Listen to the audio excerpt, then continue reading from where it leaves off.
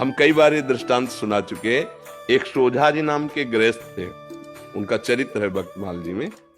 वो महाभागवत थे। उनका ब्याह हुआ, पत्नी है, एक संतान हुई। जब संतान हुई तो उनको, पत्नी को प्रसव पीड़ा में बहुत कष्ट होता है। उसका रोना चिल्लाना ये सब सुन करके जब प्रसव हो गया, बच्चा कुछ समय का हो गया, तो उनका जीवन में दोबारा मैं गर्भ धारण करने की चेष्टा नहीं करूंगा, क्योंकि बहुत कष्ट होता है। और अब मैं ऐसे संसार से विरक्त भाव में भजन करना चाहता हूं। अब नहीं। पत्नी से प्रार्थना की कि तुम्हारा पाणी ग्रहण किया है, इसलिए तुमसे हम अनुमति मांगते हैं, या हमारे साथ चलो। अगर आप, तो घर में सब सुख सामग्री है, बच्चा है, आप पालन पोषण करो, पर मैं विरक्त होकर आज से भगवान का भजन करूंगा। यदि आप कहते हो कि पाणी ग्रहण किया तो हमारे हाथ में हाथ मिलाओ, चलो, जैसे मैं रहूंगा वैसे रहना होगा, पर साथ में कुछ नहीं, कोई नहीं, और भजन करना होगा। तो उनका, मैं आपके बिना तो रह ही नहीं सकती, आपके साथ चलूंगी। तो चली। जब गांव के बाहर निकली, जंगल में पहुंची तो देखा थोड़ा धीमी चाल है, तो उनका जल्दी से आओ ना, तो देखा गोद में बच्चा है। तो पलटू उनका कहा था कि हमारे साथ अन्य कोई नहीं चलेगा, सिर्फ आपकी अनुमति है, आप बच्चा ले। बोले नवजात शिशु, इसको कहाँ छोड़े, इसको कौन पालन पोषण करेगा? तो उन्होंने कहा सब जीव जंतुओं का पालन पोषण करता है, वही भगवान करेगा। या तो वापस हो जाओ या बच्चा यहीं छोड़ दो। वो कैसे छोड़, उनका भगवान का भरोसा, छोड़ यहीं बच्चा या वापस जा। वो महाभागवत थे, पर पत्नी अपने पति को भगवान मानती थी, छोड़ दिया बच्चा वहां। 12 वर्ष तक भजन साधन, एकांत तीर्थों में भ्रमण। जब उन्होंने अपनी पत्नी की तरफ देखा तो उसको एकांत में बार बार क्या हुआ होगा मेरे बच्चे का।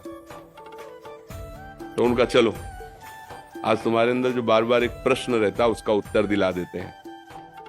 अपने गांव में आए, बाहर बैठ गए, तो 12 वर्ष में दाढ़ी बाल ऐसे तो कोई पहचान नहीं। तो उन्होंने पूछा कि यहाँ तुम्हारे गांव में एक सोजा जी थे, सुनाओ संत बन गए, तो उनके कोई संतान थी, क्या हुआ आपको पता है? तो उनका, अरे भाई उनके भाग्य क्या कहने। सोझा जी को जब जाते हुए सुना तो यहाँ का जो राजा था वो बड़ी श्रद्धा रखता था, तो उसने घुड़सवार दौड़ाए। सोझा जी तो मिले नहीं, लेकिन उनका लड़का मिल गया जंगल में, उसको उन्होंने रख लिया। उनके कोई लड़का नहीं था, तो अब युवराज पद पर वो है। बोले अच्छा अच्छा अच्छा, और वापस हो गए। पत्नी का देखा, घर में रहते तो हम गरीब किसान थे, लड़के को क्या बना पाते, लेकिन भगवान के हुए तो क्या बना, युवराज, और आगे चलकर वही राजा बनेगा। आप चिंता मत कर, चुपचाप भजन कर।